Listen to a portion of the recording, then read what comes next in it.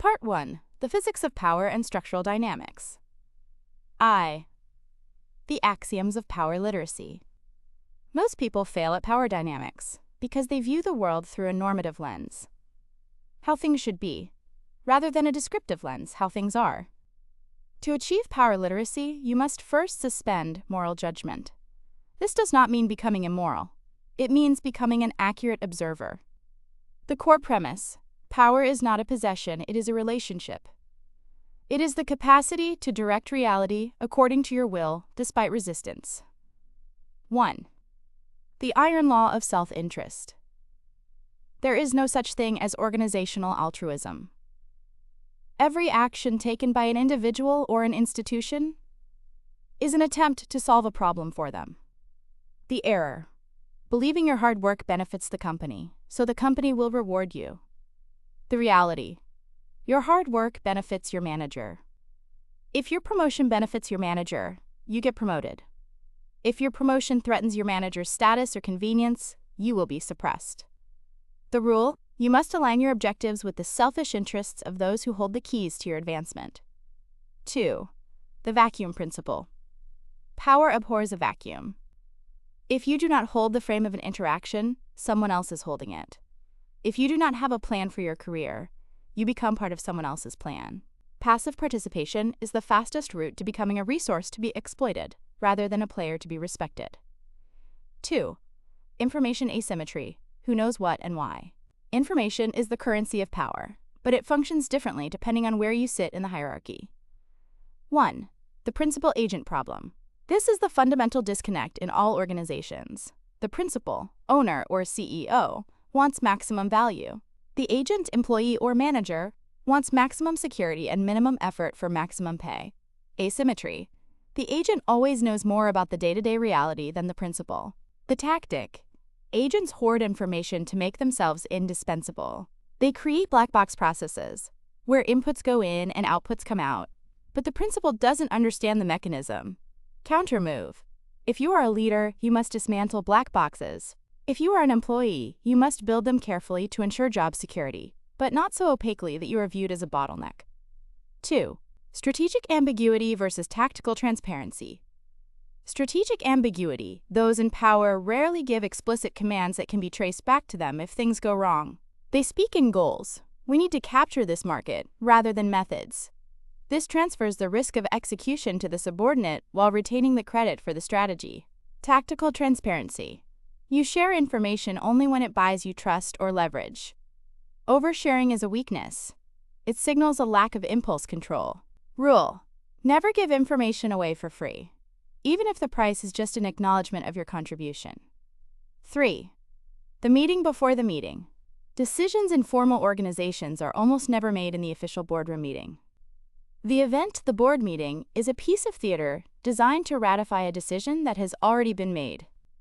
The reality: the decision was made in the hallway, over drinks, or in a private one-on-one 2 days prior.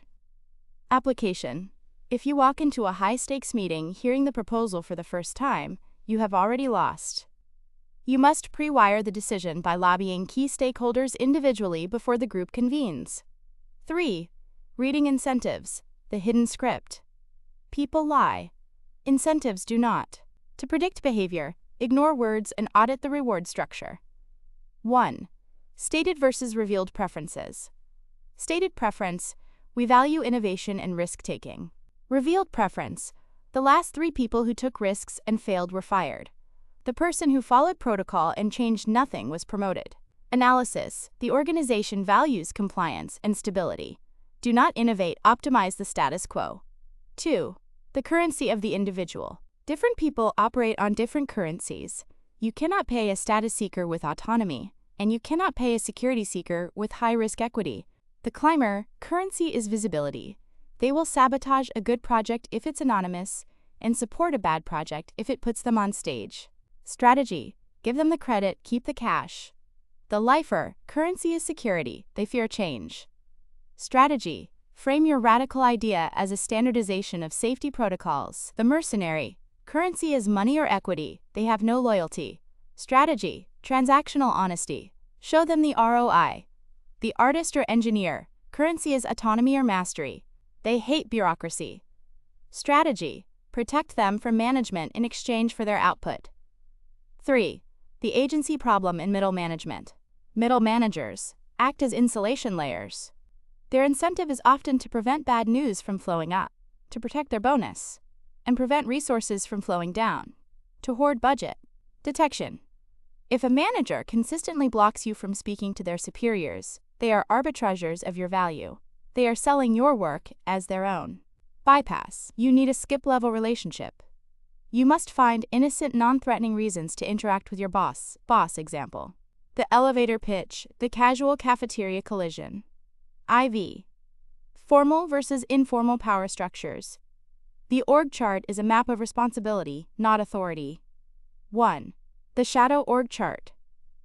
To understand how work gets done, you must map the informal network. Nodes of influence. Who does the CEO look at when a difficult question is asked?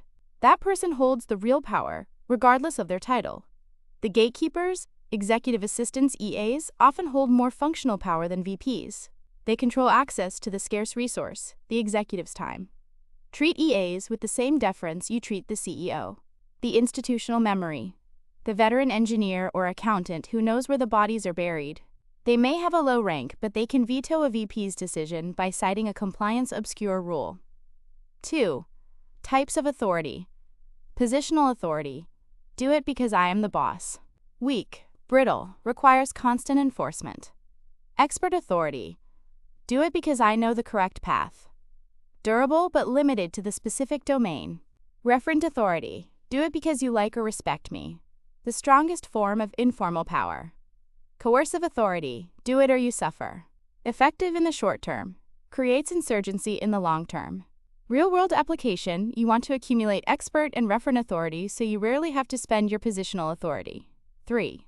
The power of no and slow. In large bureaucracies, the power to stop things is more distributed than the power to start things. The pocket veto. A manager agrees to a project verbally, but deprives it of resources or delays signing the paperwork until the initiative dies of starvation. Survival strategy. When you encounter a pocket veto, do not escalate immediately. Escalation forces them to formalize their number. Instead, create a forcing function, an external deadline or client demand that forces them to act or lose face. V. Social intelligence, the amoral lens. Social intelligence in a power context is not about empathy in the warm sense. It is about cognitive empathy, the ability to simulate the mind of another person to predict their moves. 1. Emotional detachment. Office politics is a game. When you get angry, you stop playing the game and start reacting. The rule: never let your face reveal a reaction before your brain has processed the implication. The technique: the gray rock method. When dealing with toxic or manipulative personalities, become as uninteresting as a gray rock.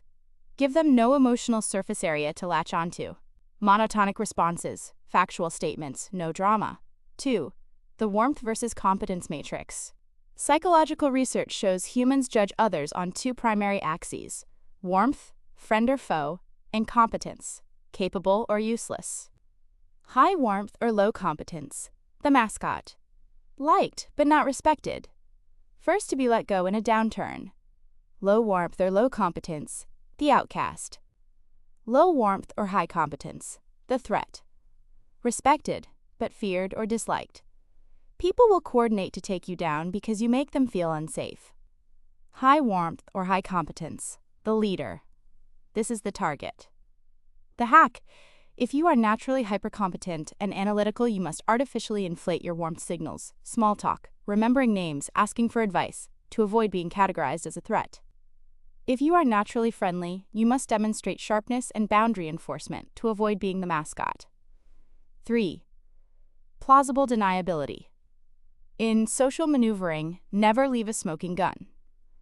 Indirect communication. Learn to convey threats or refusals without saying the words. Bad: I won't do this because it's stupid. Good: I have concerns that this approach might expose the department to unnecessary risk regarding policy X. The fall guy dynamic. High-power individuals structure projects so that success flows upward and failure flows downward. Defense: never accept total ownership of a project without total control over the resources. If you have responsibility without authority, you are the designated fall guy.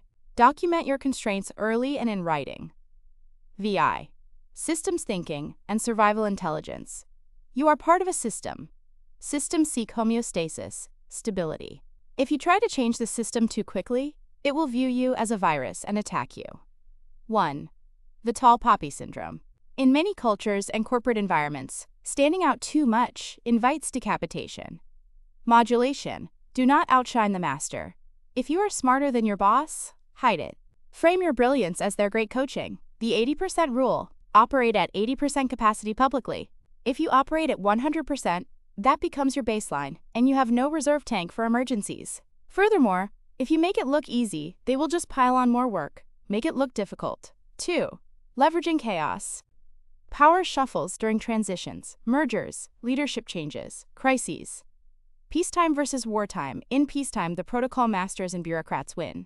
In wartime, crisis. The problem solvers and executioners win.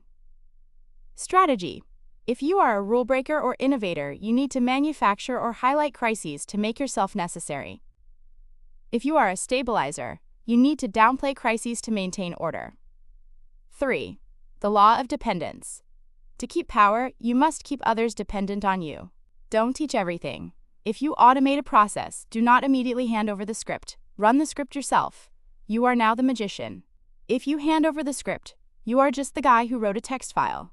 Relationship monopoly. Be the only person who maintains the relationship with the key client or the difficult vendor. If you leave, the relationship breaks. This is leverage. Summary of Part 1. Structural foundation. You now have the map. You understand that the organization is not a family, it is a marketplace of incentives. You understand that the org chart is a fiction, and the real power lies in the information hoarders and the informal network. You know to view colleagues not as good or bad, but as rational actors pursuing specific currencies, status, security, money. End of Part 1. This is Part 2 of 2. This response focuses on the active and tactical aspects of power, persuasion, negotiation, deception detection, and execution. Part 2. Tactical mastery and execution. 7. Sales fundamentals. Persuasion without manipulation. Forget the used car salesman stereotype. In a professional context, sales is simply the art of transferring your certainty to another person. If you cannot sell your ideas, you are an irrelevant genius. 1. The diagnosis frame. Stop pitching. Amateurs pitch solutions immediately. Professionals diagnose problems first. The dynamic. When you pitch, you are low status, seeking validation. When you diagnose, you are high status, the doctor or expert. The tactic. Do not present your idea until you have forced the other party to articulate their pain. Question. What happens if this project fails? Question. How much is this inefficiency costing you per month? Pivot. Once they admit the pain, your idea is no longer a proposal. It is the medicine. 2. The prize frame. People want what they cannot have.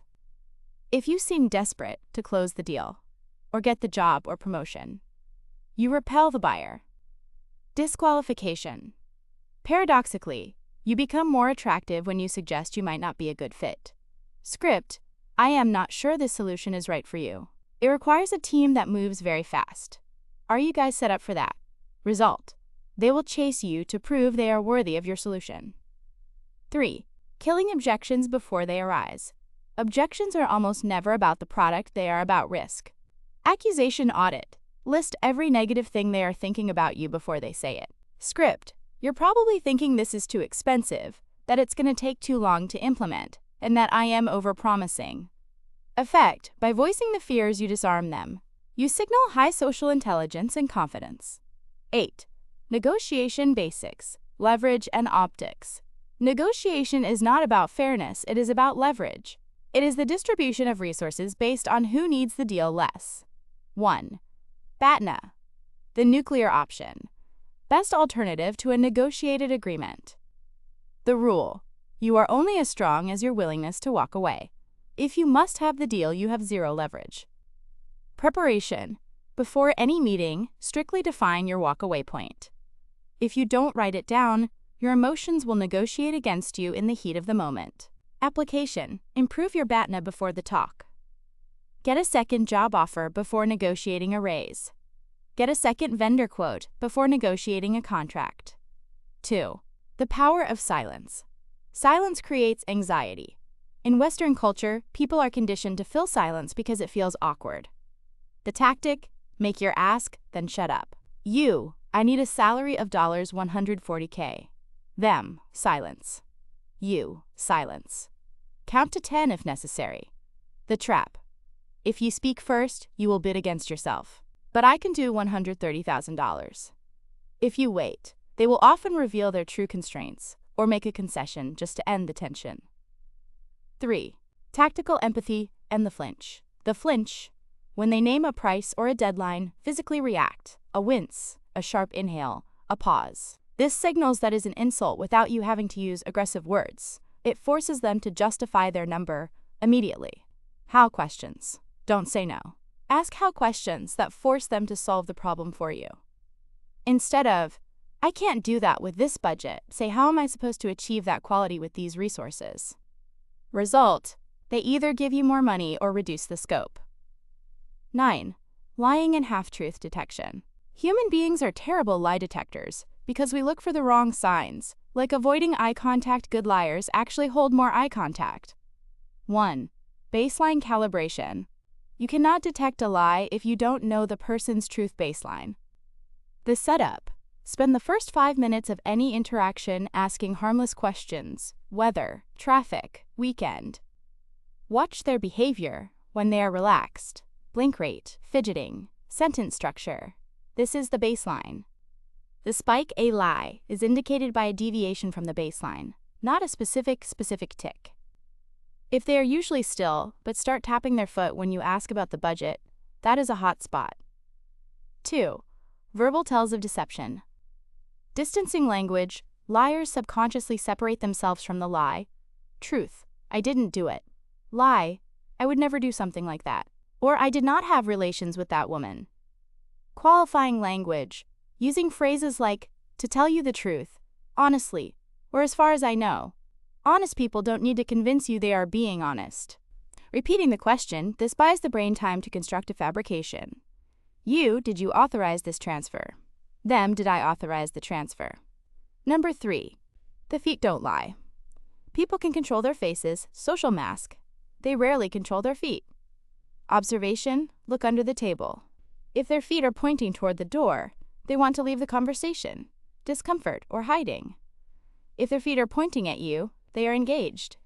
If their torso is facing you but their feet are turned away, they are lying or trying to escape the interaction. X. Execution: how things actually get done. In most organizations, 90% of people are default inactive. They wait for permission. To win, you must be default active. 1. Manufacturing consensus. Meetings end with vague agreements that vanish. The as discussed email: immediately after a meeting, send an email: as discussed, we agreed that I will do X by date Y, and you will provide Z. The lock: if they do not reply to dispute it within 24 hours, that email is now a paper trail of approval. You have manufactured authorization. 2. The small yes: momentum building. Big requests trigger resistance. Small requests trigger compliance. The latter: step 1. Can I send you a 1-page draft just for your thoughts? Low friction. Step 2. Since you liked the draft, can we try this on a small test group? Medium friction. Step 3. The test group succeeded. Let's roll this out. High friction, but inevitable. 3. Managing up: the completed staff work doctrine. Never bring your boss a problem.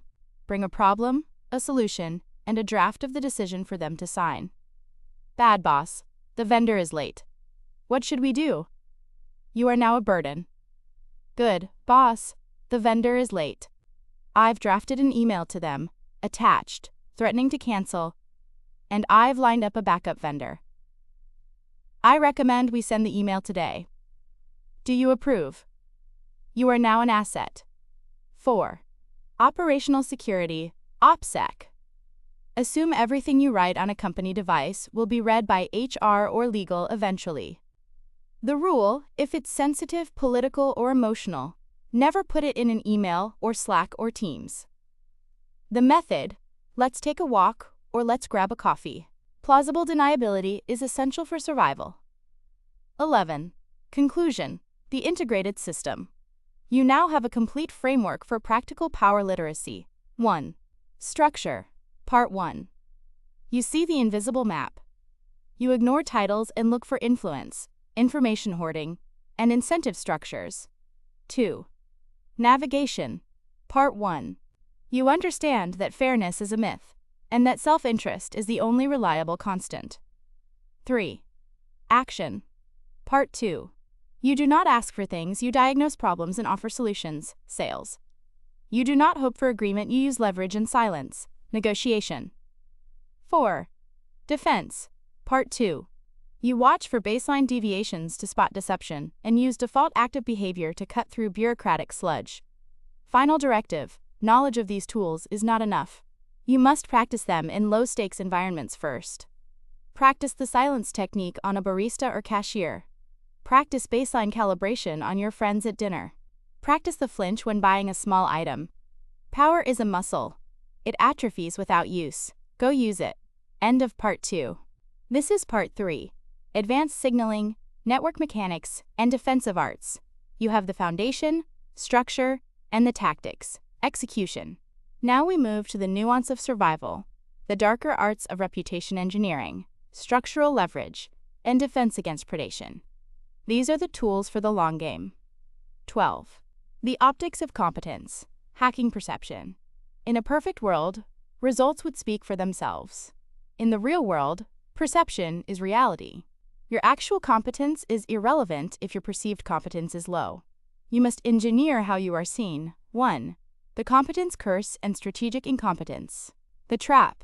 If you are highly competent and say yes to everything, you will become the trash compactor of the department. You will be assigned all the difficult, low-visibility, high-effort work because you're the only one who can do it. This is a career dead end. You become too valuable to promote.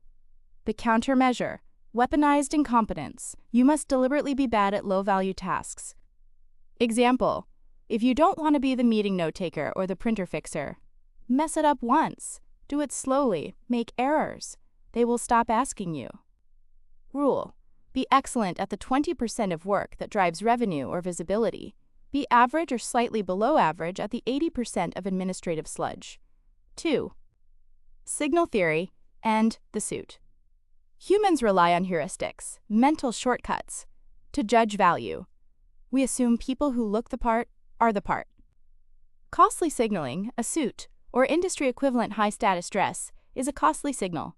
It implies you have resources and discipline. The artifacts of power. Audit your physical and digital presence. Digital. Do you have a chaotic desktop? Unformatted emails. This signals a chaotic mind. Use crisp formatting, bullet points, and concise subject lines. Physical. Taking notes in a physical notebook, preferably leather-bound or high quality, commands more respect than typing on a laptop. Laptop typing looks like distraction, email, or Slack. Writing looks like synthesis and judgment. 3. Narrative control, the origin story. If you don't define your brand, someone else will define it for you, usually based on your last mistake. The T-shaped brand, you need to be known for one specific thing, the vertical bar of the T, while being generally competent at the rest. Bad brand, jack of all trades. Replaceable commodity, good brand, the turnaround guy, or the closer, or the deep tech specialist. Seeding the narrative. When introducing yourself, never just state your title. State your value proposition. Weak. I am a project manager. Strong. I specialize in rescuing failing software deployments and getting them back on track. 13. Advanced network mechanics. Topology is destiny. Networking is not about knowing people. It is about network topology, the shape of where you sit in the web of relationships. 1. Structural holes and the broker. Most people cluster in tight groups. Engineers talk to engineers. Sales talks to sales. This creates echo chambers. The opportunity. A structural hole exists between these clusters. The power move. Become a broker. Be the person who translates between engineering and sales. Value. You become the bottleneck for information flow. Both sides need you to function. Leverage. Brokers are rarely fired because disconnecting them severs the link between departments. 2. Strong ties versus weak ties. Strong ties, close friends or team. Good for emotional support and deep trust. Bad for new opportunities, they know the same people and jobs you know. Weak ties, acquaintances, ex-colleagues. This is where 90% of career jumps come from. They have access to information you do not have. Maintenance. You need a systematic way to keep weak ties alive without high effort. The ping.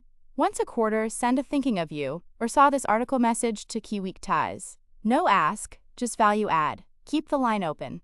3. The sponsor versus the mentor. Do not waste time seeking mentors. Seek sponsors. Mentor, someone who gives you advice and emotional support. You can buy this or find it anywhere. Sponsor, someone with power who burns their political capital to pull you up. They mention your name in closed-door meetings when you are not there. Acquisition, you get a sponsor not by asking will you sponsor me, but by becoming a high-utility weapon for a powerful person. Make them look good, and they will drag you up the ladder with them, not out of charity, but because they need your utility in their new role. 14. Frame control and verbal combat. Every conversation has a frame, the unstated context or set of assumptions that govern the interaction. The person who controls the frame controls the outcome. 1. Breaking the frame. When someone attacks you or makes an unreasonable demand, they are setting a frame of I am the authority, you are the subordinate. Do not defend. Defending validates their frame. The tactic, ignore the content, address the context. Attack, why is this report so sloppy? Defensive, loser. Well, I didn't have enough time and die hell. Frame break, winner. I am surprised you're focusing on formatting when the data shows revenue is down 20%. Let's look at the numbers. You have reframed the conversation from your competence to the business problem. 2. The broken record technique, used when dealing with pushy people or boundary violators. The method, pick a concise refusal sentence. Repeat it without changing the wording and without emotion. Them, we really need this done by Friday. You, I cannot prioritize that over the Q3 deliverables. Them, but it's just a quick edit. You, I cannot prioritize that over the Q3 deliverables. Them, so you're not going to help. You, I cannot prioritize that over the Q3 deliverables. Why it works? It denies them new hooks to argue with. Eventually, they exhaust themselves against your wall of consistency. 3. Labeling the intent, calling out the game. When someone uses a manipulative tactic, example, guilt tripping, false urgency, explicitly label it. Script, it feels like you're trying to use time pressure to force a decision we haven't fully vetted. Effect, by naming the tactic, you neutralize it. They must now either deny it, back down, or admit it, which they want. 15. The defensive arts, anti-predator tactics. The corporate world contains dark triad personalities, narcissists, Machiavellians, psychopaths. Standard conflict resolution does not work on them. 1. The paper trail weapon, forensic documentation. Gaslighters rely on the fluidity of memory. They will deny saying things or claim they gave instructions they never gave. The shield, document everything, but do it innocently. The minutes tactic, after a contentious meeting with a toxic boss, send an email to the whole team. Just to recap our action items, John asked me to stop working on X and focus on Y. Y, if the project fails because X wasn't done, you have a time-stamped proof that you were ordered to stop. You cannot be scapegoated. 2. Credit defense. Thieves steal credit in 2 ways. 1. Putting their name on your deck, or 2. Presenting your idea as their own in a meeting.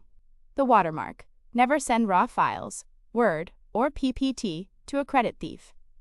Send PDFs. Put your name or footer on every slide. The correction injection. If they present your idea in a meeting, do not say that's my idea, it sounds petty. Say this, I am glad you brought up that point from my proposal. I have the raw data here if anyone wants to dig deeper into the model I built. Effect, you validate them, look magnanimous while firmly planting the flag of ownership, I built the model. 3. Escaping the double bind. A double bind is a damned if you do, damned if you don't situation set up by a toxic manager. Example, take initiative, but don't do anything without asking me. The solution, make the implicit explicit. The script, I am noticing a conflict. You've asked for autonomy, but also for total pre-approval. These are mutually exclusive. Which one is the priority for this specific task? Force them to choose on the record. 16. Time sovereignty, the ultimate resource. Power is the ability to control your own time. If your calendar is open, you are a servant. 1.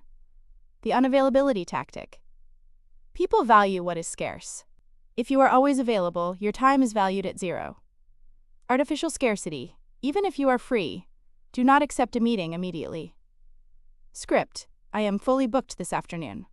I can squeeze you in for 15 minutes on Thursday morning. Signal, my time is in demand. I am important. 2.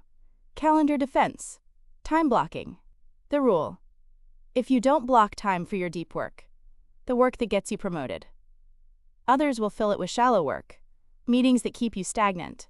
The tactic. Block 2 to 3 hours every morning as strategy block or focus time. Decline all invites during this time. Visual ops. A calendar that is completely full commands respect. A calendar with white space invites theft. 3. The glacial pace defense. Sometimes you are asked to execute a zombie project, a bad idea from upper management that is destined to die. Direct refusal is dangerous. Insubordination.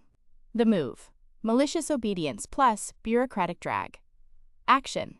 Agree enthusiastically, but bury it in process.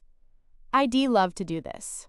I just need to get legal to sign off on the risk, and then IT needs to vet the security protocol. Result, you didn't say no.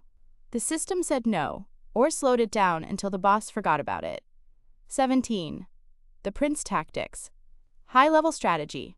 These are purely Machiavellian mechanics for survival in hostile environments. 1. Isolation of the enemy. Never fight a unified group. Divide and conquer. If a clique is attacking you, do not attack the clique. Identify the weakest member. Offer them a side deal, praise, or safety. Peeling. Once one member defects or stays neutral, the group's confidence shatters. 2. The bad cop proxy. High-power individuals rarely deliver bad news themselves. It damages their referent authority, likability. The proxy. Use policy, external audits, or consultants to be the bad guy. Instead of, I am cutting your budget. Say, the new CFO's directive requires a 10% reduction across all units. My hands are tied. 3. Information arbitrage. Gossip as currency. Gossip is generally viewed as negative, but in power dynamics, it is intelligence. The ear. Be a black hole for secrets. Listen to everyone. Nod. Validate. The mouth. Be a miser. Never share a secret unless it buys you something of greater value. The trade. Information asymmetry allows you to anticipate reorgs, firings, and strategy shifts before they happen. If you know the ship is sinking, you can be on the lifeboat while others are rearranging deck chairs. 18. Mental fortitude. Psychological operations on self. The biggest enemy to power literacy is your own anxiety and goodist conditioning. 1. Overcoming the good student syndrome. School taught you that if you follow the rules and get A's, you win. Work is the opposite. The shift in work, if you follow all the rules, you are a bureaucrat. To win, you must know which rules to break. Action. Stop asking for permission. Switch to forgiveness. Rule. If the reversible cost of a mistake is low, just do it. 2. Imposter syndrome as a radar. High achievers feel imposter syndrome. Low achievers feel Dunning-Kruger, false confidence. Reframe. If you feel like an imposter, it means you are in a room where you can learn. If you feel totally comfortable, you are stagnating. Tactical use. Use the anxiety to over-prepare. Fear is fuel for competence. 3. The alter ego, the uniform. Do not bring your fragile, authentic self to the corporate battlefield. Dissociation. Create a professional persona. Work you is a character. When work you is criticized, it is not an injury to your soul, it is just feedback on the character's performance. This detachment allows you to think clearly under fire, because your ego is not on the line, the character is. Final synthesis. The 360-degree view. You have now moved beyond the basics. You understand that. 1. Incompetence can be a weapon. Strategic incompetence. 2. Clothing and notebooks are tools of dominance. Artifacts of power. 3. You are a broker, not just a node. Network topology. 4. Silence and specific phrasing can break attacks. Broken record or frame control. 5. Bureaucracy is a shield against bad ideas. Glacial pace. The final truth. The world is not comprised of good people and bad people. It is comprised of players and pieces. If you do not internalize these rules, you remain a piece, moved around the board by others, sacrificed for their gambits, and discarded when your utility ends. By learning these rules, you sit at the table. You become a player. End of part 3.